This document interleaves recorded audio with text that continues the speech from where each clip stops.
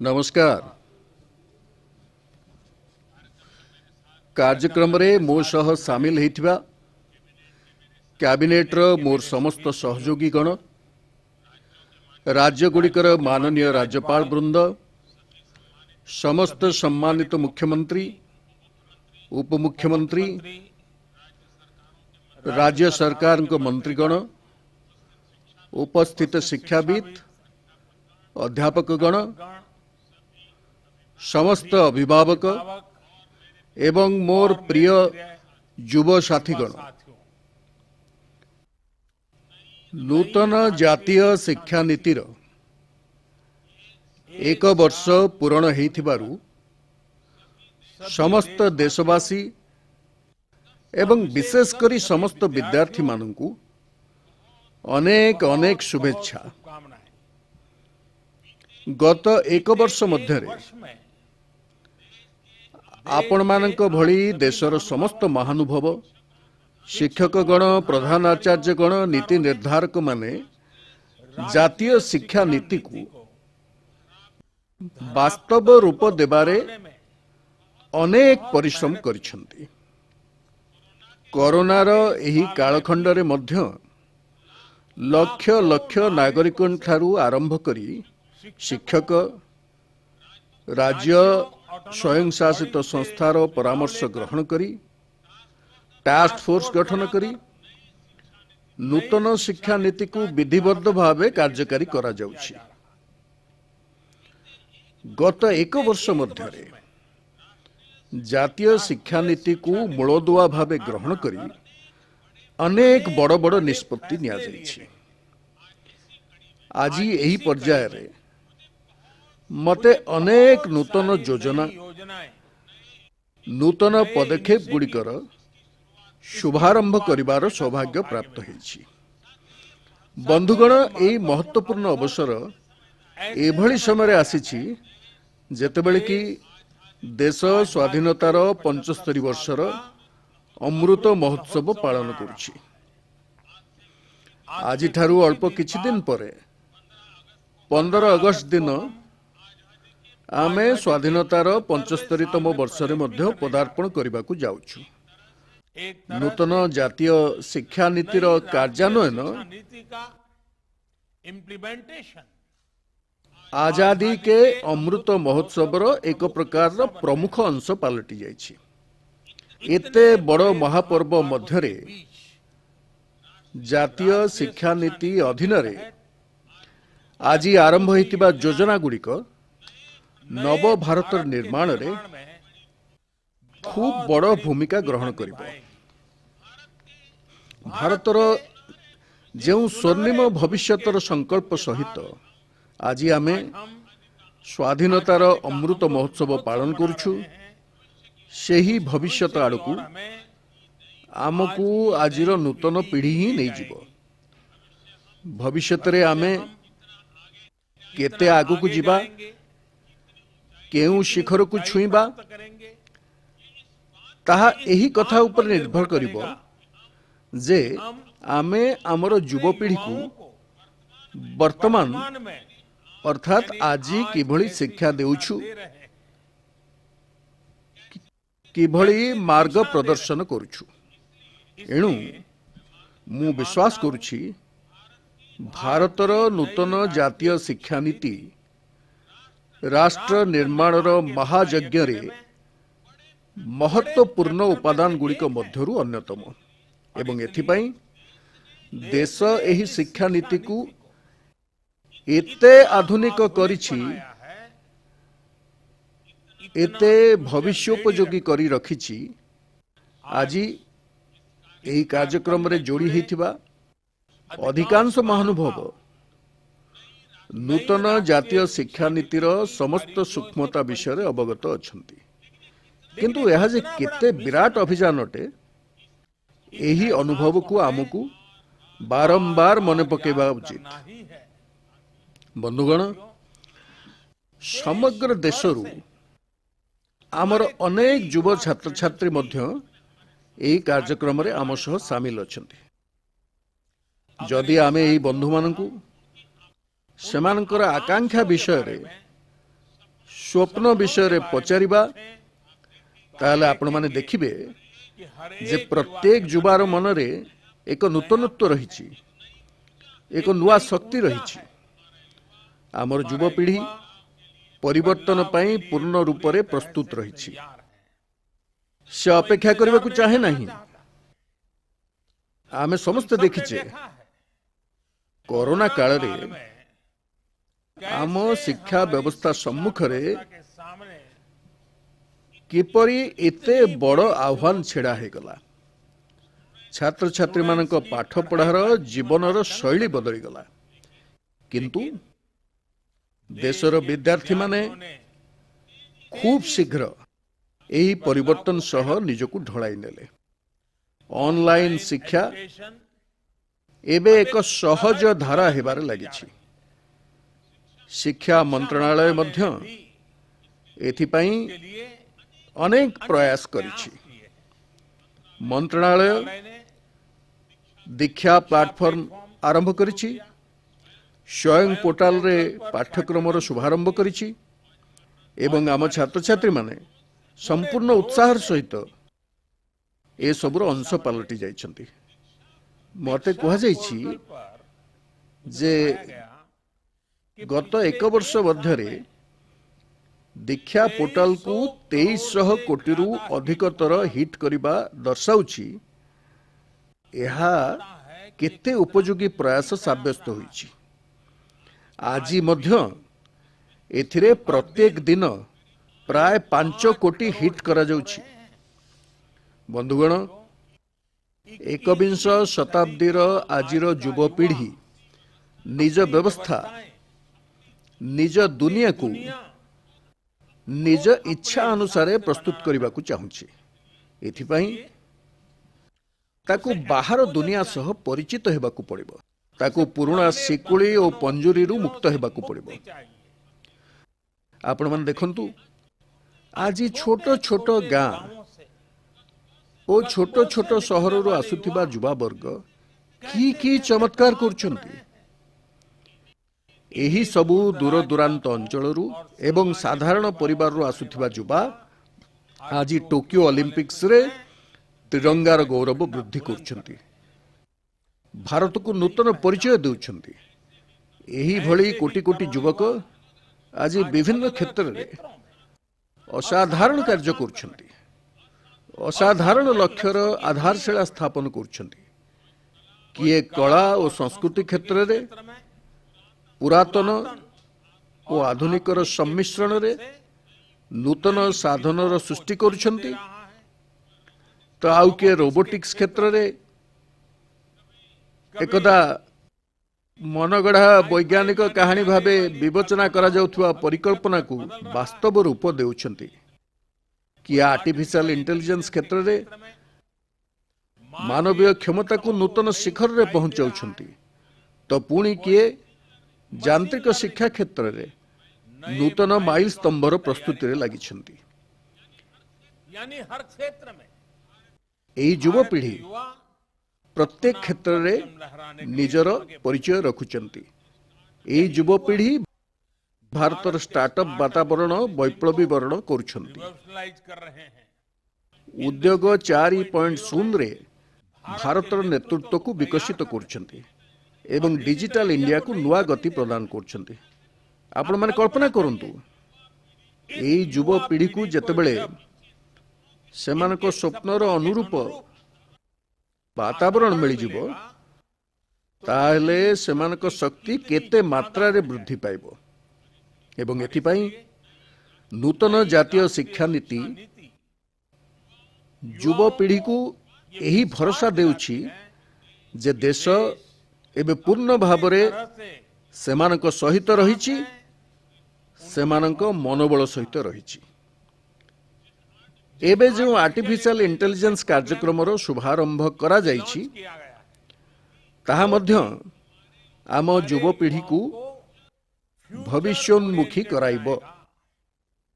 Artificial intelligence परिचालित अर्थनीतिर पथ उन्मुक्त करिब।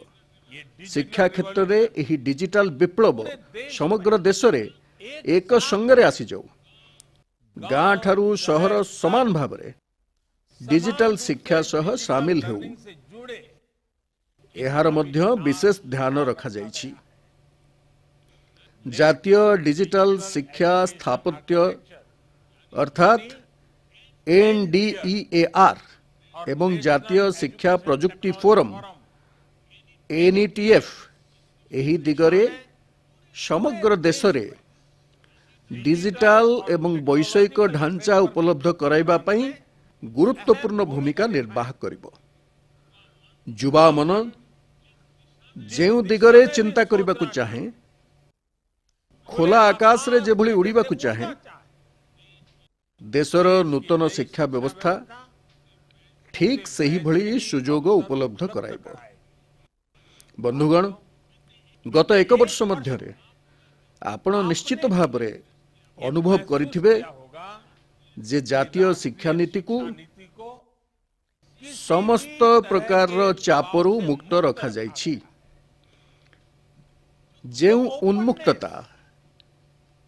उन्मुक्तता नीति स्तर रे रहिछि, पे है सेही उन्मुक्तता छात्र छात्री मानकु दिया जाइथिबा विकल्प रे मध्य उपलब्ध करा जाइछि। एबे छात्र छात्री केते पढ़िबे, केते समय पर्यंत पढ़िबे, यह केवल बोर्ड एवं विश्वविद्यालय गुड़िक निर्धारण करिवे नाही। एही निष्पत्ति रे छात्र छात्री मानकर मध्य सहभागिता रहिबो। एकाधिक प्रवेश प्रस्थानर जो व्यवस्था आज आरंभ होईछि, ताहा छात्र छात्री मानकु गोटिए श्रेणी एवं गोटिए पाठ्यक्रम सह बाध्यतामूलक भावे बांधी हुई रहिबा विवशतारू मुक्त कर देछि। आधुनिक प्रजुक्ति विद्या आधारित एकाडेमिक बैंक ऑफ क्रेडिट व्यवस्था द्वारा ए दिगरे छात्र छात्री पई वैप्लविक परिवर्तन आसिबार अछि।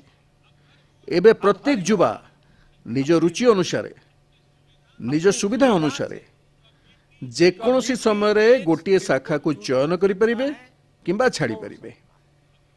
एबे कोनसी पाठ्यक्रम चयन करिबा समय रे एही भय मध्य रहिबो नाही जे जदि आम निष्पत्ति भूल हे गला हो गया तेबे कौन हबो। एहीपरि अध्ययन स्तरर विश्लेषण पई संरचनात्मक आकलन अर्थात सफल जरिया रे छात्र छात्री मानक आकलनर मध्य वैज्ञानिक व्यवस्था आरंभ हो सारिछि। एही व्यवस्था भविष्यत रे समय में छात्र छात्री मानकु परीक्षार भयरु मध्य मुक्ति देव। जेतेबेले युवा मानसरु एही भय दूर हो जिवो, सेतेबेले जाई नुआ नुआ कौशल अपनाइबार साहस एवं नुआ नुआ अभिनवतार जोग आरंभ हेबो। और शुरू होगा। संभावनार असीम विस्तार घटिबो। एथिपाई मु पुणी थरे कहबी जे आजी नूतन शिक्षा नीति माध्यम रे जो नुआ कार्यक्रम शुभारंभ होईछि, सेथिरे भारतर भाग्य बदलाइबार सामर्थ्य रहिछि। बंधुगण, मु आपण माने दशंधि धरी एई परिवेश देखि आसीछु जे जेतेबेले भल पाठ पढ़िबा पई के लिए विदेश को ही जीवाकू पड़िबो बोली बुझा जाउथला, किंतु भल पाठ पढ़ा पई के लिए विदेशरू छात्र छात्री भारत आसंतु। श्रेष्ठ शिक्षानुष्ठान गुड़िक मध्य भारत रे पहुंचू। ए सबु एबे आमे खूब शीघ्र देखिबा को जाउछु। एही सूचना अत्यंत उत्साहजनक जे देशर 150 रु अधिक विश्वविद्यालय रे अंतर्जातीय व्यापार कार्यालय स्थापन करा जाई सारिछि। भारतर उच्चतर शिक्षा प्रतिष्ठान गुड़िक अंतर्राष्ट्रीय स्तर रे शिक्षा और गवेषणा क्षेत्र रे आहुरी आगो को बढ़ंतु, एथिपाई मध्य आज नूतन मार्गदर्शिका जारी करा जाइछि। बंधुगण, आज आकार नेउथिबा संभावना गुड़ी को साकार करिबा पई आम युवपीढ़ी को दुनिया ठारू गोटे पाद आगरे रहिबाकू पड़िबो। एक पाद आगकू चिंता करिबाकू ही हेबो। स्वास्थ्य हेउ, प्रतिरक्षा हेउ, मौलिक ढांचा हेउ, ପ୍ରଯୁକ୍ତି ହେଉ ଦେଶକୁ ପ୍ରତ୍ୟେକ ଦିଗରେ ସକ୍ଷମ ଏବଂ ଆତ୍ମନିର୍ଭର ହେବାକୁ ପଡ଼ିବ। ଆତ୍ମନିର୍ଭର ଭାରତର ଏହି ପଥ କୌଶଳ ବିକାଶ ଏବଂ ପ୍ରଯୁକ୍ତି ବାଟ ଦେଇ ଅଗ୍ରସର ହେଉଛି, ଯାହା ଉପରେ ଏନ୍ଇପିରେ ବିଶେଷ ଗୁରୁତ୍ୱ ଦିଆଯାଇଛି। ମୁଁ ଖୁସି ଯେ ଗତ ଏକ ବର୍ଷ ମଧ୍ୟରେ 1200ରୁ ଅଧିକ ଉଚ୍ଚଶିକ୍ଷା ପ୍ରତିଷ୍ଠାନରେ କୌଶଳ ବିକାଶ ସହ ସଂଶ୍ଳିଷ୍ଟ ଶହ ଶହ ନୂଆ ପାଠ୍ୟକ୍ରମକୁ ମଞ୍ଜୁରୀ ପ୍ରଦାନ କରାଯାଇଛି।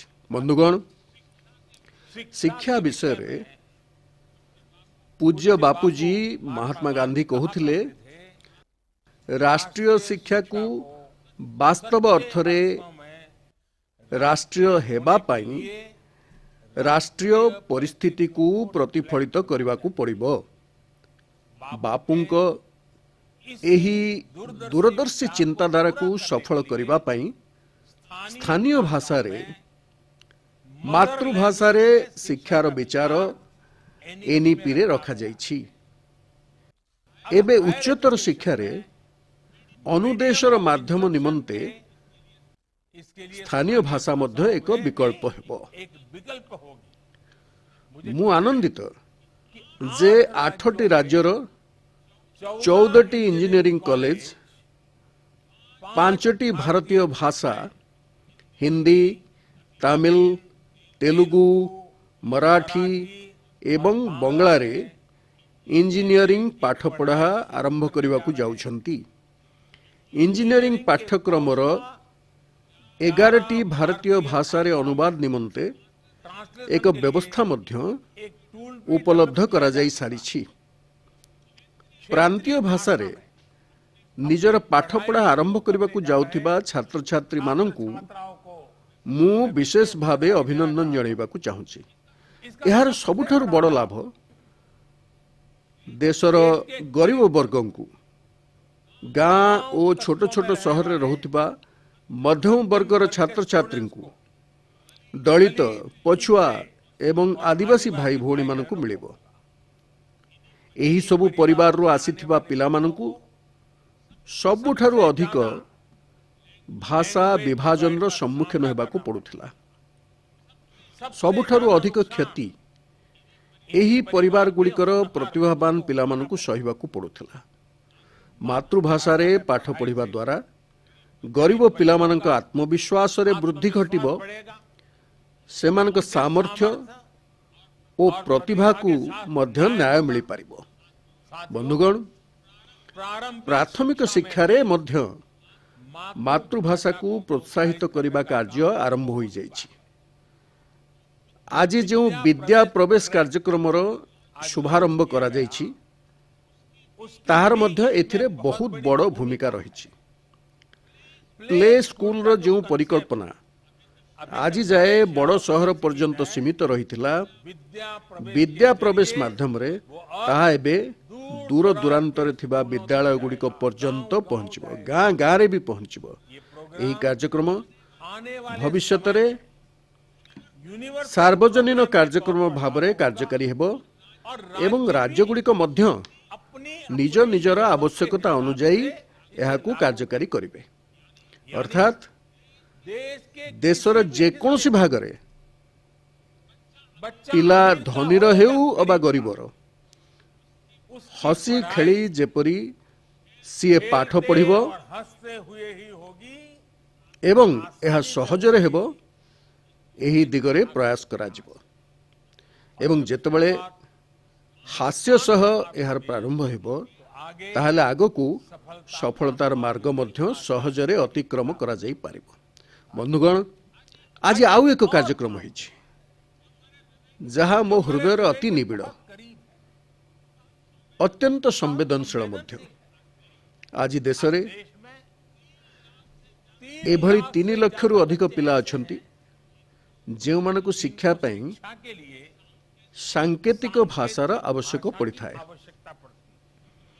ଏହାକୁ ହୃଦୟଙ୍ଗମ କରି ଭାରତୀୟ ସାଙ୍କେତିକ ଭାଷାକୁ ପ୍ରଥମ ଥର ପାଇଁ ଏକ ଭାଷା ବିଷୟ ଅର୍ଥାତ୍ ଏକ ବିଷୟବସ୍ତୁର ମାନ୍ୟତା ପ୍ରଦାନ କରାଯାଇଛି। एबे छात्र छात्री माने इसे एहाकु एक भाषा भाବରେ ମଧ୍ୟ ପଢି ପାରିବେ। पढ़ पाएंगे। ଏହା ଦ୍ୱାରା ଭାରତୀୟ ସାଙ୍କେତିକ ଭାଷାକୁ ଅନେକ ପ୍ରୋତ୍ସାହନ ମିଳିବ। मिलेगा, ଆମର ଦିବ୍ୟାଙ୍ଗ ବନ୍ଧୁମାନଙ୍କୁ ବହୁତ ସହାୟତା ମିଳିପାରିବ। मदद मिलेगी। ବନ୍ଧୁଗଣ, साथियों, ଆପଣମାନେ ମଧ୍ୟ ଜାଣିଛନ୍ତି कि किसी ଯେ भी କୌଣସି student की ଛାତ୍ରର पूरी ସମ୍ପୂର୍ଣ୍ଣ पढ़ाई ଅଧ୍ୟୟନ में କାଳରେ उसके ତାର जीवन ଜୀବନରେ में ସବୁଠାରୁ प्रेरणा ବଡ଼ ପ୍ରେରଣା ହେଉଛନ୍ତି ତାର ଅଧ୍ୟାପକ। अध्यापक होते हैं। ଆଉ ଆମର ଏଠି କୁହାଯାଇଛି कहा गया है, ଗୁରୁ ନ ପ୍ରାପ୍ୟତେ ୟତ୍ ତତ୍ यत् यत् तत् ନ ଅନ୍ୟ ଅତ୍ରାପି ଲଭ୍ୟତେ। कापि अभ्यते लभ्यते। ଅର୍ଥାତ୍ अर्थात ଯାହା ଗୁରୁଙ୍କ ନିକଟରୁ ପ୍ରାପ୍ତ ହେଇପାରିବ ନାହିଁ नहीं हो सकता, ତାହା ଅନ୍ୟ କେଉଁଠାରୁ ମଧ୍ୟ ହାସଲ ହେଇପାରିବ ନାହିଁ। ଏହାର ଅର୍ଥ ହେଉଛି ଏଭଳି କିଛି ମଧ୍ୟ ନାହିଁ नहीं है ଯାହା ଜଣେ ଉତ୍ତମ ଗୁରୁ गुरु ଉତ୍ତମ ଶିକ୍ଷକ ମିଳିଯିବା ପରେ ଦୁର୍ଲଭ ହୋଇ ରହେ। ଏଥିପାଇଁ इसलिए ଜାତୀୟ ଶିକ୍ଷାନୀତିର ଗଠନଠାରୁ ନେଇ फॉर्मुलेशन से लेकर କାର୍ଯ୍ୟକାରିତା ପର୍ଯ୍ୟନ୍ତ इम्प्लीमेंटेशन तक ପ୍ରତ୍ୟେକ ସ୍ତରରେ स्टेज पर ଆମ ଶିକ୍ଷକମାନେ हमारे शिक्षक ସକ୍ରିୟ ଭାବେ ଏହି ଅଭିଯାନର ଅଂଶ ହୋଇ ରହିଛନ୍ତି। ଆଜି आज लॉन्च हुआ ନିଷ୍ଠା 2.0ର ଶୁଭାରମ୍ଭ ହୋଇଛି। ये प्रोग्राम ଏହି କାର୍ଯ୍ୟକ୍ରମ ମଧ୍ୟ ଏହି ଦିଗରେ ଏକ ଗୁରୁତ୍ୱପୂର୍ଣ୍ଣ ଭୂମିକା ଗ୍ରହଣ କରିବ। ଏହି କାର୍ଯ୍ୟକ୍ରମ ମାଧ୍ୟମରେ ଦେଶର ଶିକ୍ଷକମାନଙ୍କୁ ଆଧୁନିକ ଆବଶ୍ୟକତା ମୁତାବକ हिसाब से ପ୍ରଶିକ୍ଷଣ ମଧ୍ୟ ମିଳିବ मिलेगी। ଏବଂ ସେମାନେ ନିଜର ମତାମତ ମଧ୍ୟ ବିଭାଗକୁ ଦେଇପାରିବେ। ମୋର ଆପଣ ସମସ୍ତ ଶିକ୍ଷକମାନଙ୍କୁ ବିଦ୍ୱାନମାନଙ୍କୁ ଅନୁରୋଧ अनुरोध है ଯେ ଏହି ସବୁ ପ୍ରୟାସରେ प्रयासों में ଆଗଭର ହେଇ ଭାଗ ନିଅନ୍ତୁ, के हिस्सा लीजिए, ଅଧିକରୁ ଅଧିକ ସଂଖ୍ୟାରେ ଅଂଶଗ୍ରହଣ କରନ୍ତୁ। दीजिए। ଆପଣ ସମସ୍ତେ आप सभी ଶିକ୍ଷା କ୍ଷେତ୍ରରେ शिक्षा के क्षेत्र में ଏତେ ଅନୁଭବ ରଖିଛନ୍ତି, ବ୍ୟାପକ ଭାବେ ଅନୁଭବ ସମ୍ପନ୍ନ ଅଟନ୍ତି। ଏଥିପାଇଁ इसलिए ଯେତେବେଳେ ଆପଣମାନେ ପ୍ରୟାସ କରିବେ करेंगे। ସେତେବେଳେ ଆପଣମାନଙ୍କର ଏହି ପ୍ରୟାସ ରାଷ୍ଟ୍ରକୁ ବହୁତ ଆଗକୁ ନେଇଯିବ। आगे लेकर जाएंगे। ମୁଁ ବିଶ୍ୱାସ କରୁଛି मानता हूं, ଯେ ଏହି କାଳଖଣ୍ଡରେ कालखंड ଆମେ ଯିଏ ଯେପରି ଭୂମିକାରେ ଅଛନ୍ତି ଆମେ ସମସ୍ତେ ସୌଭାଗ୍ୟଶାଳୀ हैं, ଯେ ଏତେ ବଡ଼ ପରିବର୍ତ୍ତନର ଆମେ ସାକ୍ଷୀ ହେଉଛୁ। गवाह बन रहे हैं, ଏହି ପରିବର୍ତ୍ତନରେ ସକ୍ରିୟ ଭୂମିକା ନିର୍ବାହ କରୁଛୁ। निभा रहे हैं। ଆପଣମାନଙ୍କ ଜୀବନରେ जीवन में ଏହି ସ୍ୱର୍ଣ୍ଣିମ ଅବସର ଉପନୀତ ହେଇଛି आया है, ଯେ ଆପଣମାନେ ଦେଶର ଭବିଷ୍ୟତ ନିର୍ମାଣ କରିବେ, निर्माण करेंगे, ଭବିଷ୍ୟତର ରୂପରେଖ ନିଜ ହାତରେ ଗଢ଼ିବେ। हमें खींचेंगे। ମୋର ପୂର୍ଣ୍ଣ ବିଶ୍ୱାସ ଅଛି पूरा विश्वास है ଯେ ଆଗାମୀ ଦିନରେ वाले समय में ଯେଭଳି ନୂତନ ଜାତୀୟ ଶିକ୍ଷାନୀତିର शिक्षा नीति के ଭିନ୍ନ ଭିନ୍ନ ବୈଶିଷ୍ଟ୍ୟ फीचर ବାସ୍ତବରେ ପରିଣତ ହେବ, में बदलेंगे। ସେଭଳି ଆମ ଦେଶ ଏକ ନୂଆ ଯୁଗକୁ ଭେଟିବ। साकार करेंगे। ଯେପରି ଯେପରି ଆମେ ନିଜର ଯୁବପିଢ଼ିକୁ युवा पीढ़ी को ଏକ ଆଧୁନିକ आधुनिक ଏବଂ ଜାତୀୟ ଶିକ୍ଷା ବ୍ୟବସ୍ଥା ସହ ଯୋଡ଼ି ଚାଲିବା, जोड़ते जाएंगे, ଦେଶ ସ୍ୱାଧୀନତାର ଅମୃତ ସଂକଳ୍ପ ଗୁଡ଼ିକୁ ହାସଲ କରିଚାଲିବ। करता जाएगा। ଏହି शुभकामना ସହିତ कामनाओं के साथ ମୁଁ ମୋର ଭାଷଣ ସମାପ୍ତ କରୁଛି। समाप्त करता हूं। ଆପଣମାନେ ସମସ୍ତେ सब ସୁସ୍ଥ ରୁହନ୍ତୁ स्वस्थ रहें ଏବଂ ନୂଆ ଶକ୍ତିର ସହ आगे ଆଗକୁ ବଢ଼ନ୍ତୁ। ବହୁତ ବହୁତ ଧନ୍ୟବାଦ।